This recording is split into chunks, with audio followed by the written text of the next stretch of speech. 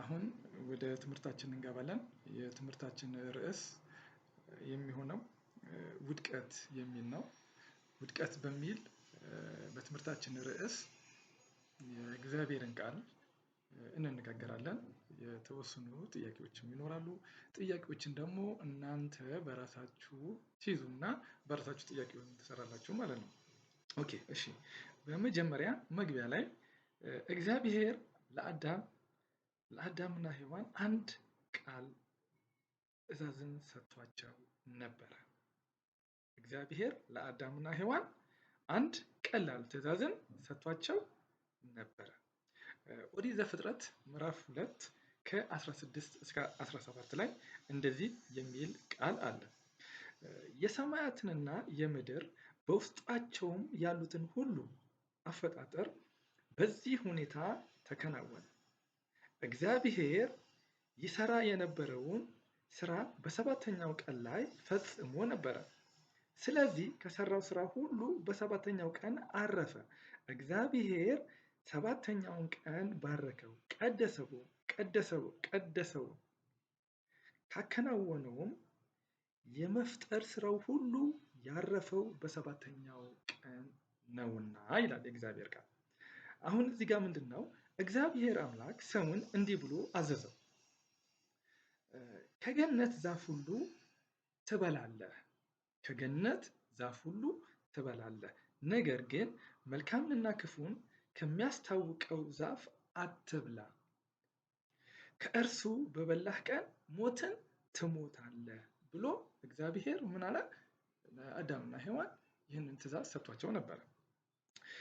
ይህ ትእዛዝ ለመታዘዝ ቀላል ነበረ። ምክንያቱም ሌሎች በርካታ ለመብላት የሚሆኑ የፍሬ ዛፎች ነበሩና። እንግዲህ በኤደን ገነት ውስጥ ለመብላት ሊያጓጉ የሚችሉ ብዙ መልካም የሆኑ ፍሬዎች ነበሩ እና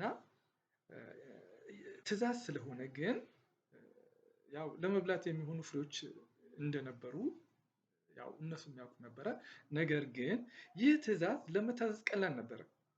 ምክንያቱም ሌሎች በርካታ ለመብላት የሚሆኑ የፍሬ ዛፎች ነበሩና። እንግዲህ አለመታዘዝ የሚያመጣው ችግር አለ። ለምሳሌ ብዙ ጊዜ እኛ ሰዎች ያው አንድ ነገር አታድርጉ ስንባል ማድረግ ደስ ይለናል። ቤተሰብ ለምሳሌ ይህን ነገር አታድርግ፣ በልጅነታችን ይህን አትንካ ሲባል ስንነካ ምን ያደርጉናል? ይቀጡናል፣ ይገርፉናል፣ ያስጠነቅቁናል። እና አለመታዘዝ ደግሞ የሚያመጣው ምን አለ? የሚያመጣው አንድ ፍሬ አለ። መልካም ነገር ስትታዘዝ ይህን ነገር አታድርግ ተብለህ በምትታዘዝበት ሰዓት ላይ መልካም ነገር ይገጥምሃል። ጥሩ የሆነ ሽልማት አይነት ነገር አፕሪሼት ትደረጋለህ፣ ትበረታታለህ፣ መልካም ደረጃ ላይ እንድትደርስ ቤተሰብ ይመክርሃል። ጎረቤት፣ እናት አባቶች፣ የሰፈር አካባቢ ሰዎችም ይሄ ልጅ እኮ በጣም ጥሩ ነው፣ ትእዛዝ ያከብራል፣ ሰው የሚለውን ይሰማል ትባላለህ።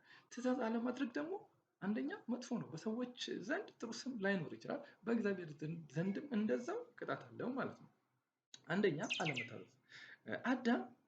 አዳምና ሴቲቱ በገነት በሰላም ነበር የሚኖሩት። በመካከላቸውም የነበረው ግንኙነት የሰመረ ነበረ። አዳምና ሴቲቱም በገነት ሲኖሩ እርስ በርሳቸው በዙሪያቸው ከነበረው ፍጥረት ዓለምና ከፈጣሪያቸው ጋር ህብረትና የሰመረ ግንኙነት ነበራቸው። ነገር ግን የእግዚአብሔር ጠላት በዚያ ነበረ። ሰይጣን ተብሎ የሚጠራ የወደቀው መላእክት የት ነበረ? በዛ ስፍራ ነበረ። አንድ ቀን ሰይጣን በእባብ ተመስሎ ሴቲቱ በገነት መካከል ስትመላለስ አግኝቷት አናገራት። እንግዲህ ኦሪት ዘፍጥረት ምዕራፍ 3 ከ1 እስከ 5 ላይ ምንድነው ብሎ የተናገራት? እባብ እግዚአብሔር አምላክ ከፈጠራቸው የዱር አራዊት ሁሉ ተንኮለኛ ነበር። ሴቲቱንም እባብ እግዚአብሔር አምላክ ከፈጠራቸው የዱር አራዊት ሁሉ ተንኮለኛ ነበረ። ሴቲቱንም በእርግጥ እግዚአብሔር በአትክልቱ ስፍራ ካሉ ዛፎች ከማናቸውም እንዳትበሉ ብሏልን ብሎ ጠየቃት አላት። ሴቲቱም እባቡን እንዲህ አለችው፣ በአትክልቱ ስፍራ ካሉ ዛፎች ፍሬ መብላት እንችላለን፣ ነገር ግን እግዚአብሔር በአትክልቱ ስፍራ መካከል ከሚገኙት ዛፍ ፍሬ እንዳትበሉ እንዳትነኩም አለዚያ ትሞታላችሁ ብሏል ብላ ምን አለችው? ነገረችው። እንግዲህ አንደኛ የተሰጣት ትእዛዝ ነበረ ከእግዚአብሔር ዘንድ በአትክልቱ ስፍራ ከነበሩ ፍሬዎች ይህን ፍሬ እንዳትበሉ ከበላችሁ ምን ትሆናላችሁ? ትሞታላችሁ ተብሎ ተነግሯል። እና ይህንን ለማን ነገረችው? ክፉ ለተባለው ዲያብሎስ ወይ ደግሞ ለወደቀው መልአክ ለማን ነገረችው? ለእባቡ ማለት ነው። እና እባብም እግዚአብሔር አምላክ ከፈጠራቸው ከምድር አራዊት ይልቅ ተንኮለኛ ነበረ። ሴቲቱንም በውኑ እግዚአብሔር ከገነት ዛፍ ሁሉ አትብሉ እንዳትበሉ አዟልን አላት። ሴቲቱ ለእባቡ አለችው፣ በገነት ካለው ከዛፍ ፍሬ እንበላለን። ነገር ግን በገነት መካከል ካለው ከዛፍ ፍሬ እግዚአብሔር አለ እንዳትሞቱ ከእርሱም አትብሉ አትንኩትም። እባብም ለሴቲቱ አላት፣ ሞትን አትሞቱም። ከእርሷ በበላችሁ ቀን ዓይኖቻችሁ እንዲከፈት እንደ እግዚአብሔር መልካምንና ክፉን የምታውቁ እንድትሆኑ እግዚአብሔር ስለሚያውቅ ነው እንጂ ብሎ ምን አላት? እንግዲህ ይህንን ቃል ተናገራት። እንግዲህ ስሙ፣ እንግዲህ በደንብ አድርጌ ላንብብላችሁ ልድገምላችሁ እና ማለት ነው። እንግዲህ እባብ ወይ ደግሞ ክፉ ወይ ደግሞ ዲያብሎስ ወይ ደግሞ የወደቀው መላእክት ሴቲቱን ሊያሳስታት እንግዲህ የተናገራትን ቃል ስሙ። እባብም እግዚአብሔር አምላክ ከፈጠረው ከምድር አውሬ ይልቅ ተንኮለኛ ነበር። በደንብ አዳምጡ። እባብ እግዚአብሔር አምላክ ከፈጠረው ከምድር አውሬ ይልቅ ተንኮለኛ ነበር። ሴቲቱንም በእውኑ እግዚአብሔር ከገነት ዛፍ ሁሉ እንዳትበሉ አዟልን አላት። ሴቲቱም ለእባቡ አለችው፣ በገነት ካለው ከዛፍ ፍሬ እንበላለን። ነገር ግን በገነት መካከል ካለው ከዛፍ ፍሬ እግዚአብሔር አለ እንዳትሞቱ ከእርሱ አትብሉ አትንኩትም። እንግዲህ እግዚአብሔር ምን አለ? እንዳትሞቱ ከእርሱ አትብሉ አትንኩትም አለ። እባቡም ለሴቲቱ አላት፣ ሞትን አትሞቱ ከእርሷ በበላችሁ ቀን ዓይኖቻችሁ እንዲከፈቱ እንደ እግዚአብሔርም መልካምንና ክፉን የምታውቁ እንድትሆኑ እግዚአብሔር ስለሚያውቅ ነው እንጂ። እንግዲህ አያችሁ አይደል ያላትን ነገር። ሰይጣን የመጀመሪያውን ጥያቄ ሲጠይቅ እግዚአብሔር የሰጠውን ቀላል ትእዛዝ በማጣመም ትእዛዙ አስጨናቂና ከባድ እንደሆነ አስመስሎ በማቅረብ ነበር። ከዚያም ለሴቲቱ በመዋሸት እንደማትሞት ይልቁንም አዋቂ እንደምትሆን ነገራት። የሰይጣን ባህሪ ይህ ነው። የእግዚአብሔርን ቃል ማጣመም፣ ሰዎችን መዋሸትና ማታለል ነው። ሴቲቱ ምን አይነት ምላሽ ሰጥታ ይሆን? በእርግጥ አደጋ እንዳለባት ስለሸተታት ዘወር ትላለች? ነገር ግን አልነበረም። ኦሪት ዘፍጥረት ምዕራፍ 3 ከቁጥር 6 እስከ 7 ላለው እናንብብ። ኦሪት ዘፍጥረት ምዕራፍ 3 ከቁጥር 6 እስከ 7 ያለውን እናንብብ። ሴቲቱ የዛፍ ፍሬ ለመብል መልካም ለዓይን የሚያስደስትና ጥበብንም ለማግኘት የሚያጓጓ እንደሆነ ባየች ጊዜ ከፍሬው ወስዳ በላች። ከእርሷም ጋር ለነበረው ለባሏ ሰጠችው፣ እርሱም በላ። የሁለቱም ዓይኖች ተከፈቱ፣ ራቁታቸውን መሆናቸውንም ተገነዘቡ። ስለዚህ የበለስ ቅጠል ሰፍተው አገለደሙ። እንግዲህ አያችሁ፣ እንግዲህ እግዚአብሔርን አለመታዘዝ በመጀመሪያ ደረጃ ያስከተለው ቅጣት ወይ ደግሞ ያስከተለው ጥፋት ይሄ ነው። ሴቲቱ የዛፉን ፍሬ ለመብላት መልካም ለዓይን የሚያስደስት ጥበብንም ለማግኘት የሚያጓጓ እንደሆነ ባየች ጊዜ ከፍሬው ወስዳ በላች። ከእርሷም ጋር ለነበረው ለባሏ ሰጠችው፣ እርሱም በላ። የሁለቱም ዓይኖች ተከፈቱ፣ ራቁታቸውን መሆናቸውን ተገነዘቡ። ስለዚህ የበለስ ቅጠል ሰፍተው አገለደሙ። እንግዲህ እዚህ ጋር ብዙ ነገር ትረዳላችሁ ብዬ አስባለሁ።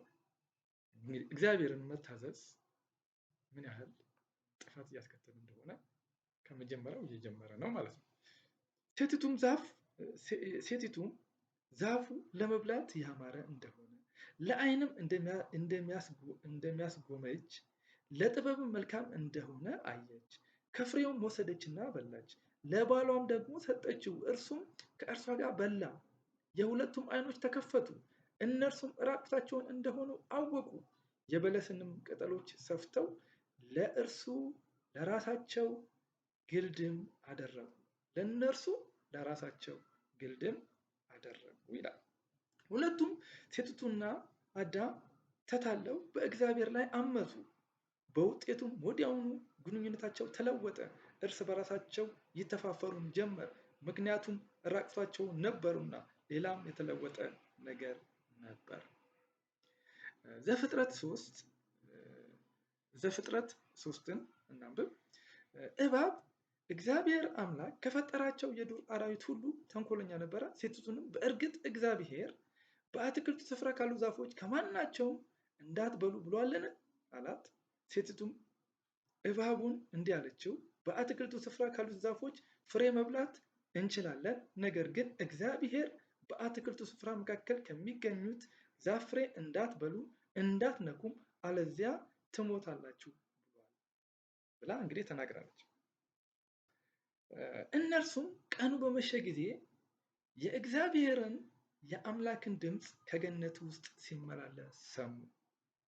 አዳምና ሚስቱም ከእግዚአብሔር ከአምላክ ፊት በገነት ዛፎች መካከል ተሸሸጉ። እግዚአብሔር አምላክም አዳምን ጠርቶ ወዴት ነህ አለው። እርሱም አለ፣ በገነት ድምፅህን ሰማሁ፣ ራቁቴን ስለሆንኩኝ ፈራሁ፣ ተሸሸግኩም አለ። እግዚአብሔርን ፈርተው ነበረ። በእነርሱና በፈጣሪያቸው መካከል የነበረው በፍቅርና በመተማመን የተመሰረተው ግንኙነት ተበላሽቶ ነበረ። ከእግዚአብሔር ለመሸሸግ ፈለጉ። ነገሮች ሙሉ ለሙሉ ተለውጠዋል። መቼም ቢሆን እንደነበሩት አይቀጥሉም። ሌላውን ተጠያቂ ማድረግ ከዚህ በኋላ እግዚአብሔር ምን እንደተፈጠረ ጠየቃቸው። እንደ እውነቱ ከሆነ እግዚአብሔር የተፈጠረውን ነገር አስቀድሞ አውቋል። ነገር ግን ከእነርሱ በቀጥታ ለመስማት ነበር የፈለገው። የተፈጠሩት ከፈቃድ ጋር ነው እና ለሰሩት ስራ ኃላፊነቱን ሊወስዱ ይገባል። ኦሪት ዘፍጥረት ምዕራፍ 3 ከቁጥር 1 እስከ 13 እንዲህ ይላል። እግዚአብሔርም ራቁትህን መሆንህን ማን ነገረህ? ከእርሱስ እንዳትበላ ብዬ ካዘዝኩ ዛፍ በላህን? አለው። አዳምም ይህች ከኔ ጋር እንድትኖር የሰጠኸኝ ሴት እርሷ ከዛፉ ፍሬ ሰጠችኝና በላሁ አለ። እግዚአብሔር አምላክም ሴቲቱን ይህ ያደረግሽው ምንድን ነው አላት። እርሷም እባብ አሳተኝና በላሁ አለች። እንግዲህ ምንድን ነው ሌላውን ተጠያቂ ማድረግ ራሱ በእግዚአብሔር ዘንድ ተቀባይነት የለውም። እግዚአብሔርም አለ፣ ራቁትን እንደሆንክ ማን ነገረ? ከእርሱ እንዳትበላ ካዘዝኩ ፍሬ በእውኑ በላህን? አዳምም አለ፣ ከእኔ ጋር እንድትሆን የሰጠኸኝ ሴት እርሷ ከዛፉ ሰጠችኝና በላሁ። እግዚአብሔር አምላክ ሴቲቱን ይህ ያደረግሽው ምንድን ነው አላት። ሴቲቱም አለች፣ እባብ አሳተኝና በላሁ። አዳምና ሔዋን ሁለቱም እንዴት በሌላው እንዳመካኙ ተመልከቱ። እንዲያውም አዳም ከእኔ ጋር እንድትሆን የሰጠኸኝ ሴት በማለት ሚስት የሰጠውን እግዚአብሔር ይወቅሳል። በተጨማሪ በሚስቱ ያመካኛል። ሴቲቱ እባቡን ተጠያቂ አደረገች። ስንሰናከልም ሆነ ስናጠፋ ለጥፋታችን ሌሎችን ተጠያቂ ማድረግ ሁሌም ቢሆን ቀላል ነው። ነገር ግን ሁላችንም ላጠፋነው ጥፋት ኃላፊነቱን ልንወስድ ይገባል። ቀጣይ ቅጣትና ተስፋ። እግዚአብሔር ቀጥቷቸዋል። አዳምና ሚስቱን ከእንግዲህ በተዋበው ኤደን ገነት መኖር አይችሉም። እግዚአብሔርም አዳምን ምድር ከአንተ የተነሳ የተረገመች ትሁን ብሎታል። አዳም ለመኖር ጠንክሮ መስራትና ችግርን መቋቋም ይጠበቅበታል። ሚስቱም በብዙ ጭንቀት ነው ልጆችን የምትወልደው። ባሏም ገዥዋ ይሆናል። በአዳምና በሴቲቱ መካከል የነበረው ግንኙነት እንዲሁም በሰውና በተፈጥሮ መካከል የነበረው ጥምረት ጠፋ። በምን ምክንያት? ትእዛዝን በመጣስ ምክንያት፣ የእግዚአብሔርን ትእዛዝ ባለመቀበል ምክንያት ማለት ነው። ነገር ግን በዚህ ብቻ አላበቃም። እባቡም ተፈርዶበታል። እግዚአብሔር ምን እንዳለው ተመልከቱ። ኦሪት ዘፍጥረት ምዕራፍ 3 ቁጥር 15ን እንመልከት። በአንተና በሴቲቱ በዘርህና በዘሯ መካከል ጠላትነትን አደርጋለሁ። እርሱ ራስን ይቀጠቅጣል፣ አንተም ተረከዙን ትቀጠቅጣለህ ተብሎ እሱ ምን ሆኗል? ተረግሟል ማለት ነው። በአንተና በሴቲቱ መካከል በዘርህና በዘሯ መካከል ጠላትነትን አደርጋለሁ፣ እርሱም ራስን ይቀጠቅጣል፣ አንተም ሸሆናውን ትቀጠቅጣለህ ተብሎ ምን ተብሏል? ተረግሟል ማለት ነው። ይህ ጥቅስ በጣም አስፈላጊ ነው። የሴቲቱ ዘር አንድ ቀን ሰይጣንን ያጠፋል። ይህ ነው እርሱ ራስን ይቀጠቅጣል የሚለው ቃል ትርጉም። እግዚአብሔር የሰይጣንን ኃይል የሚያጠፋ ሰው ይልካል። እግዚአብሔር የሰይጣንን ኃይል የሚያጠፋ ሰው ይልካል። ይህ ሰው አስቀድሞ በሰይጣን እጅ ብዙ መከራን ይቀበላል። አንተም ሰሆናውን ትቀጠቅጣለህ፣ ነገር ግን በመጨረሻ ሰይጣን ይሸነፋል። ከዚህ ሁሉ በኋላ አዳም ሚስቱን ሔዋን ብሎ ሰየማት፣ ምክንያቱም የሕያዋን ሁሉ እናት ትሆናለችና። እግዚአብሔር አዳምና ሔዋንን ቀጥቷቸዋል፣ ነገር ግን አልተዋቸውም። በዚያ ሁሉ ጥፋትና መከራ ውስጥ ሆነው እንኳ እግዚአብሔር ያስብላቸው ነበር። እግዚአብሔር ተስፋን ሰጣቸው። አንድ ቀን ጠላትን አጥፍቶ ተበላሽቶ የነበረውን በሰውና በእግዚአብሔር መካከል የነበረውን ግንኙነት እንደሚያድስ አዳኝ እንደሚመጣ በእግዚአብሔርና በሰው መካከል የነበረውን ግንኙነት የሚያድስ አዳኝ እንደሚመጣ እንግዲህ እግዚአብሔር ቃል ኪዳን ገብቷል ማለት ነው። እንግዲህ ትእዛዝን ባለማክበር የተነሳውን እንግዲህ አይታችኋል። ቅጣቱንም አይታችኋል። እንግዲህ ወደፊት በዚህ ጥፋታችን የደረሰብንን ሞት፣ የደረሰብንን መከራ፣ የደረሰብንን እንግዲህ ያው ሴት ልጅም እዚህ ጋር እንደሰማችሁት እንደምታምጣ እንደምትወልድ፣ አዳምም በላቡ ጥሩ ግሩ ምድር ስትሰጠው የነበረችውን ለም የሆነውን በጣም መልካም የሆነውን ሁሉ ነገር ምን አድርጎ በላቡ በወዙ ጥሮ ግሮ አሁን መብላት ይጀምራል ማለት ነው። በፊት ግን እግዚአብሔር እያዘጋጀለትን ኤደን ገነት ውስጥ የፈለገውን ፍሬ የፈለገውን ነገር እየመረጠ ይበላ ነበር።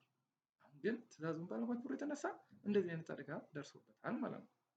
እንግዲህ ዋና ዋና ሀሳቦቹን እነግራችኋለሁ። አንዴ አሁን ከተማርነው ወይ ደግሞ አሁን አብረን ከተወያየነው ከእግዚአብሔር ቃል ውስጥ ዋና ዋና ነጥብ የሆኑትን አንድ ባንድ እነግራችኋለሁ። አንደኛ፣ ሰይጣን የእግዚአብሔርን መልካም ፍጥረት ለማበላሸት እና ሰዎችን በማታለል ከእግዚአብሔር ለመለየት ሁል ጊዜ ይጥራል ማለት ነው። አንደኛው ዋና ዋና ሀሳብ ይሄ ነው ማለት ነው። ሁለተኛው፣ አዳምና ሔዋን ኃጢአትን ሲሰሩ እርስ በራሳቸው ተፋፍረዋል፣ እግዚአብሔርንም ፈርተው ነበር። አዳምና ሔዋን ኃጢአትን ሲሰሩ እርስ በራሳቸው ተፈራርተዋል፣ እግዚአብሔርንም ፈርተው ነበር። ቀጥሎ ሶስተኛው፣ እግዚአብሔር አዳምና ሔዋንን ቀጥቷቸዋል፣ በተጨማሪም ከኤደን ገነት አባሯቸዋል ማለት ነው። አራተኛ፣ ነገር ግን እግዚአብሔር አንድ ቀን አዳኝ እንደሚመጣና የሰይጣንን ኃይል እንደሚመልስ ተስፋ ሰጥቷቸዋል። ነገር ግን እግዚአብሔር አንድ ቀን አዳኝ እንደሚመጣና የሰይጣንን ኃይል እንደሚደመስስ ተስፋን ሰጥቷቸዋል። እንግዲህ አንድ ቀን አዳኝ እንደሚመጣና የሰይጣንን ኃይል እንደሚደመስስ ተስፋን ሰጥቷቸዋል። እግዚአብሔር አምላክ አንድ ቀን የሰይጣንን ኃይል የሚደመስስ አዳኝ ይልክልናል። ይህንንም ደግሞ ተስፋ ለአዳምና ሔዋን እግዚአብሔር ሰጥቷል ማለት ነው። እግዚአብሔር አምላክ ስለሰማችሁኝና ስላዳመጣችሁኝ እግዚአብሔር አምላክ የተናገረውን ቃል ደግሞ አብረን ትእዛዙን እንድናከብር እንደሚረዳን ተስፋ እናደርጋለን። የሰማነውን የእግዚአብሔርን ቃል እንግዲህ ቃሉን መስማት ብቻ ሳይሆን በተግባርም እንድንኖር ያድርገን። እግዚአብሔር አምላክ የተመሰገነ ይሁን። ተባረኩ። እግዚአብሔር አምላክ ይባርካችሁ። እግዚአብሔር ከኛ ጋር ይሁን። አሜን።